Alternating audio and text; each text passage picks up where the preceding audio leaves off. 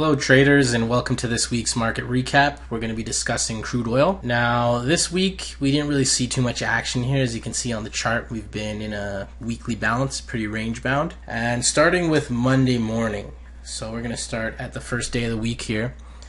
So if we look back on Friday, we see we got a nice balancing day, narrow range here. So we're using our balance setups going into the next day.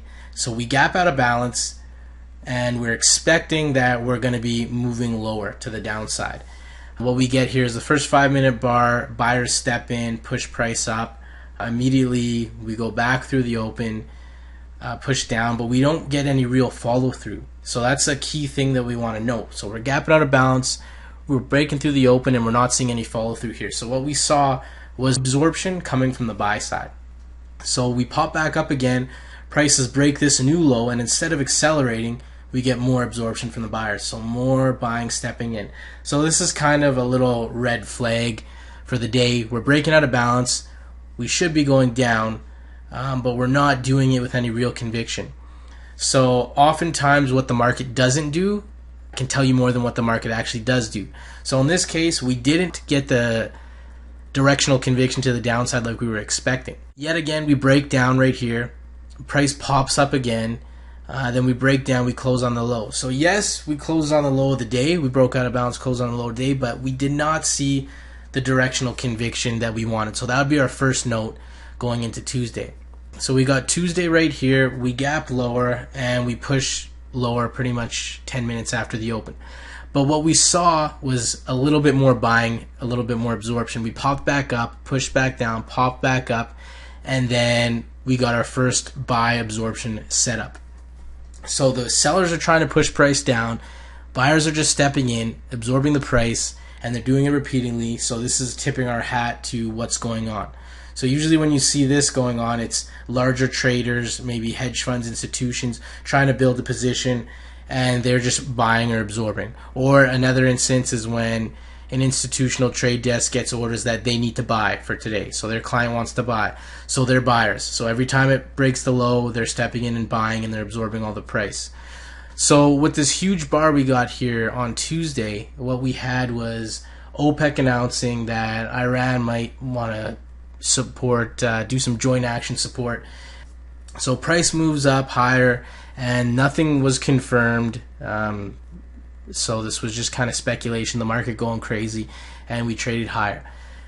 Now on Wednesday, we gapped lower, pulled back into resistance, and the crude inventory number that comes out every Wednesday came out, pushed price lower, and we took out the low of Tuesday, but yet again, we never got any headway after that. We never accelerated. There was no directional conviction. We pulled back right after the lows and saw some more absorption. So we're seeing that buyers are coming in here and they are wanting to buy these lows. Every Wednesday we get the crude inventory number, and we're going to trade that number a little bit different than all the other days, but it's no different than any other major news item. So whether you're trading FOMC, crude inventories, or some random news that came out like we had on Tuesday, they're all going to be traded the same. Now, you don't want to be trading right when the news item comes out, because then you're competing with the HFTs and the algos. So HFTs are the high frequency trading firms, and that's just not going to be a winning game for you, because they already beat you on the speed. If you want to play the game, you can't play the game against them. So you got to play it against other people on your time frame. So with the EIA report or any other news item, we got 4 distinct setups that we use to trade them. So we got the open slice, directional conviction, absorption, and non-directional conviction. So I'm not going to go into detail about these setups here. If you're interested in that, you can have a look at the professional trading course, and that's where you're going to find those. But what I'm trying to show you is that yes, you can trade news. You don't need to sit on your hands for 30 minutes or an hour or do anything like that. It can be tradable, but you just got to make sure that you're not competing against HFTs and you're not competing against the algos. So with that said, we had crude inventories set up based on the news that happened, but we never got much follow through, and that showed that the buyers were stepping in again at the low. So on Thursday, we had an open within the previous day's range near the low. a little bit of chop, not too exciting. Then we popped up. We came into a rejection zone formed on the previous day, and sellers stepped in. We popped down.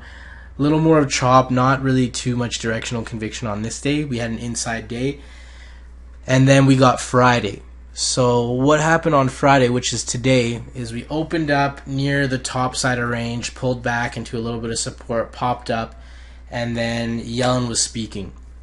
Now, when she was speaking, she mentioned some things that may have hinted that interest rates are looking to go up or something like that.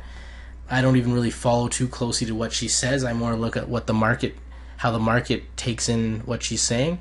And it's another one of those setups. So this week we had 3 setups based on news, which is once again going to be those 4 distinct setups: the open slice, directional conviction, absorption, and the non-directional conviction. So we had another setup here that popped up.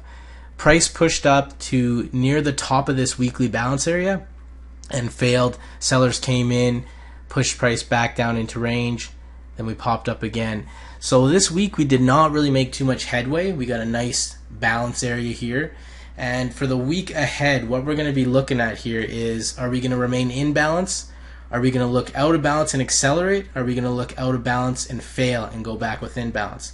So the huge setups are going to be near the extremes of this balance, right? Because we got a lot of volume building in here.